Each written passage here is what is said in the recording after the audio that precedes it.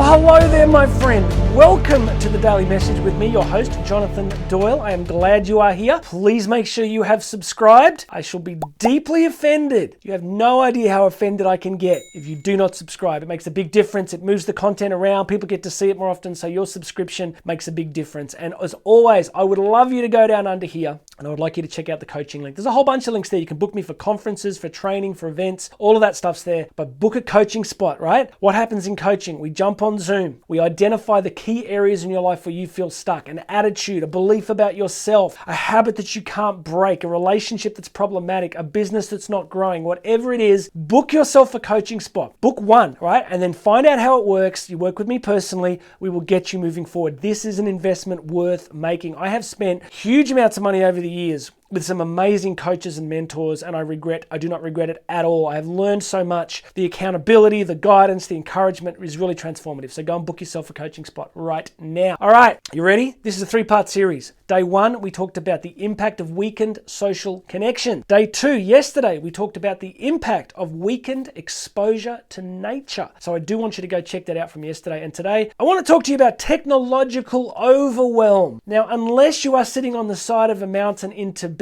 in the lotus position, watching this, which would still be weird because that would be technology and my metaphor just completely collapsed, but you get the point. Most of us are experiencing technological overwhelm. So what I want to do first is just give you a little bit of research so you can see the size and the scope of it. All right, you ready? Let me share this with you now. According to one large study from the University of California, Los Angeles, the average person in the developed world spends 7 hours and 11 minutes looking at screens every single day. My friend, that works out to 1/3 of your life. Now, you may be a bit different, but if you really think about it, so many of us in our work context, we wake up, we check email, we check socials, 7 hours and 11 minutes a day looking at a screen. You come home, you got Netflix, you've got Apple TV, it's all there, friends. 7 hours, 11 days, 7 days, 11 hours. No, 7 hours, 11 minutes.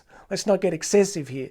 7 hours, 11 minutes per day. You could be more than that. You could be less. And the UCLA research also revealed that we are consuming up to 34 gigabytes of information per day. 34 gigabytes of information per day. Now, if you go back to yesterday's message, I talked about kind of how we've evolved as a species. And even on day 1, I talked about it. Our brains and our bodies are the same as they were about 350,000 years ago, but the level of material and content that we are inundated with is totally, radically different, isn't it? It's obvious. So what we're finding, of course, is this sense of overwhelm, and 2 key areas: FOMO, fear of missing out. I'm sure you're familiar with that. One of the big impacts of technological overwhelm is that we are constantly exposed to all these other people's lives, most of whom we don't know. And we're exposed to their lives and we see them with stuff, with either their perfect beach bodies, their perfect holidays, their beautiful children, their new car. And there's this human thing. We are mimetic creatures. We kind of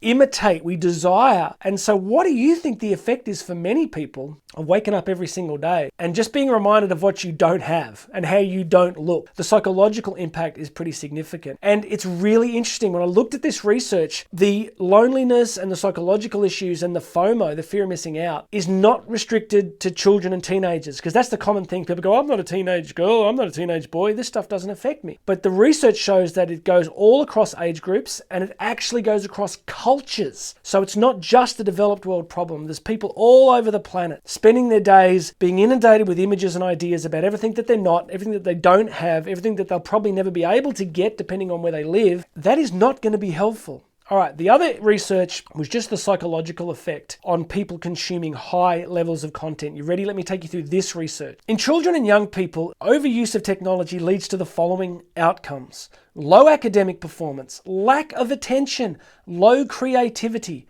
delays in language development, delays in social emotional development, physical inactivity and obesity, poor sleep quality, social anxiety, aggressive behavior, addictive behaviors, and higher BMI or body mass index. Now, once again, everybody is different. I do understand that. And I do accept that technology has many benefits. On the podcast version of this episode, I go into that. Like, without technology, I would not be having the privilege of your time right now. Without technology, I wouldn't be in this studio with this microphone, this camera, having the privilege of sharing in your life. So, of course, there's benefits to technology. You know, when I hear people complain about it, I say, you know what, technology, flushing toilets a pretty big deal, friends. Like, I always come back to that. Can you imagine a world without that? Without a flushing toilet? I think you're going to go back to your family and say, are you watching that video guy again, that Jonathan Doyle? What did he tell you today? And you'll just be like, toilets. It was all about the power of the toilet. But you get the point. Like, technology has massively reduced infant mortality, massively reduced disease. It's provided incredible opportunities to travel and see the world and experience. So those are the positives. We don't deny them. But we've got to realize that unless we are very deliberate and conscious,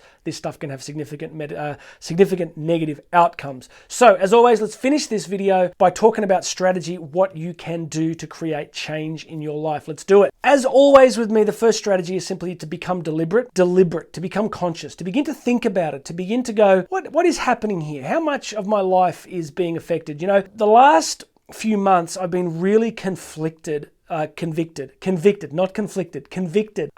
the importance of not leaving any life on the table. So one of the reasons I quit alcohol, right, was because, you know, it was a big part of our social life and blah, blah, blah, blah, blah. And I had a great wine cellar and I used to enjoy that. But I was kind of realizing that it wasn't helping me to live as fully as I wanted to. I was leaving some life on the table. Technology is kind of similar if it is abusing you or it's overtaking you, because there's so much life you are leaving on the table. That 20-minute scroll through Instagram, that half an hour on Facebook, that time on Pinterest, that binge watching of whatever. Now, I know we need leisure, I know we need downtime, but there are so many ways to do it. So one of the first things is just to get deliberate and begin to ask yourself, is this a net benefit for me?